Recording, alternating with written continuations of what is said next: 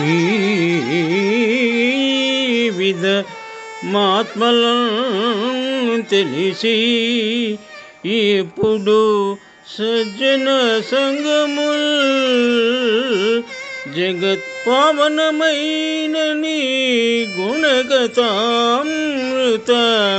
మాత్మలను క్రోలి సర్వతీర్థావళిన్ కృంకినట్టి ఫలమందు దురంతు సమస్త వేదముల్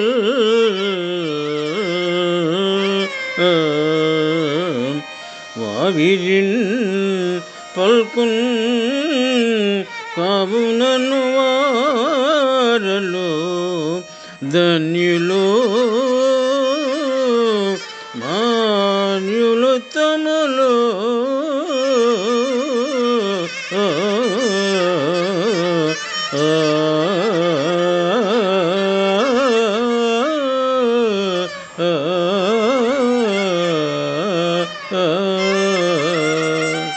పోతన మహాభాగవతము తృతీయ స్కంధము నుండి ఈ పద్యము గ్రహింపబడినది.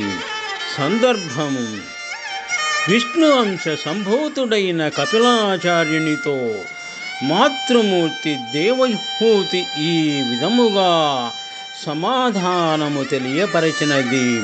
పద్యభావము: ఈ పరమార్థాన్ని చక్కగా తెలుసుకున్న సజ్జనులు సర్వదా లోకపావనమైన నీ మధుర కథా సుధారసాన్ని తనివినీరా మనసారా త్రాగుతారు. అటువంటి వారికి సమస్త పుణ్యతీర్థాలలో స్నానము చేసిన ఫలము ప్రాప్తిస్తుంది అని ఈ విధముగా వేదాలన్నీ గొంతెత్తి చాటుతున్నాయి.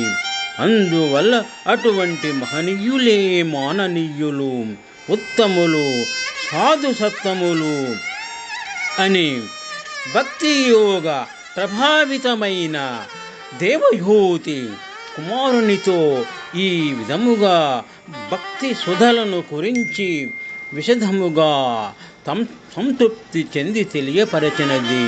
శుభం.